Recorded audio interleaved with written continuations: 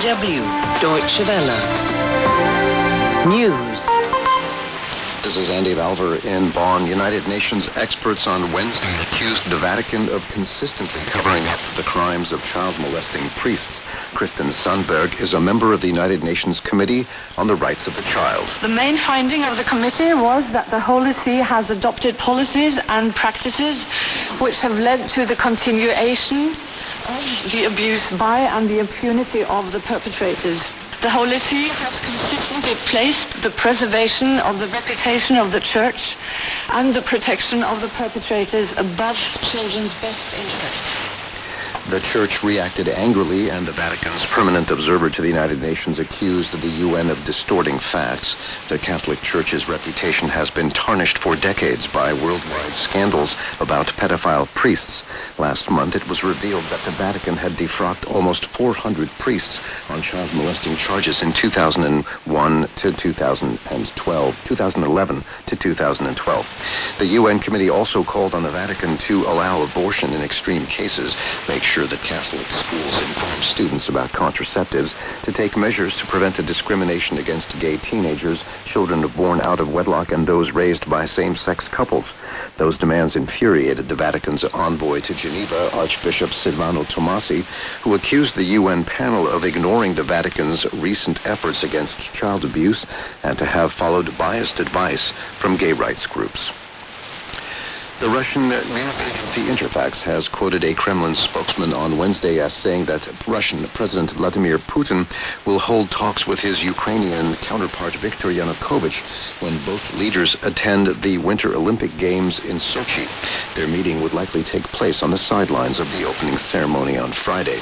Meanwhile, the threat of new protest violence in Ukraine is tapering off, but the country's two-month-old political and economic crisis remains far from being resolved, said Catherine Ashton, the European Union's foreign policy chief. Ashton gave that assessment after meeting with President Yanukovych. You're listening to Deutsche Welle News. Internet giant Google and the European Union are closing in on a settlement in a long-standing dispute over how Google displays its online search results.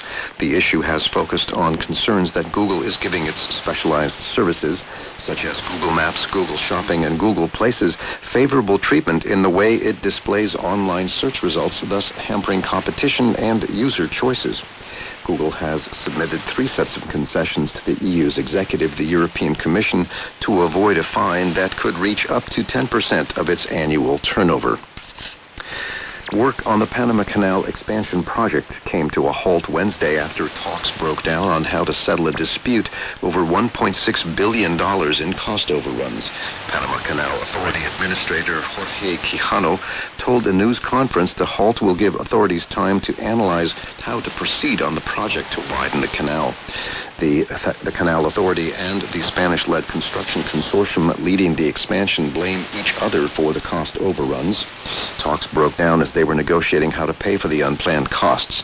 The project, now 3/4 complete, would double the capacity of the 80-kilometer canal, which carries 5 to 6% of world commerce. Multiple explosions hit Baghdad, killing at least 32 people and sending plumes of smoke into the sky across the street from a major government building. The attacks come as al-Qaeda-led militants are battling for control of mainly Sunni areas to the west. The deadliest of Wednesday's attacks took place across the street from the high-rise building housing the foreign ministry. 2 parked car bombs went off simultaneously in different parking lots, killing at least 12 people, including 3 policemen, and wounding 22. Shortly afterward, a suicide bomber blew himself up in a nearby falafel restaurant frequented by officials or visitors waiting for security escorts to take them inside the green zone. And turning to sporting news, some 30 German athletes landed in Sochi late on Tuesday, accompanied by 50 officials and attendants. The team, led by Michael Vesper and Bernhard Schwank, was expected to hold its first press conference on Wednesday. Germany has high hopes for the Winter Games in Russia after taking home 30 medals at the 2010 Vancouver Games. For more news and information, visit our website at dw.de. I'm Andy Valver, Deutsche Welle News.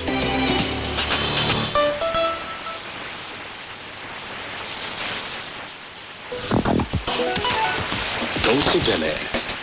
Africa Link.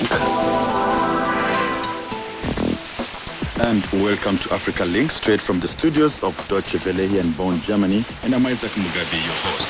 Coming up on the program, in Nigeria, gunmen kill at least 80 people in separate attacks on villages in Kaduna, Plateau, and Yobe states.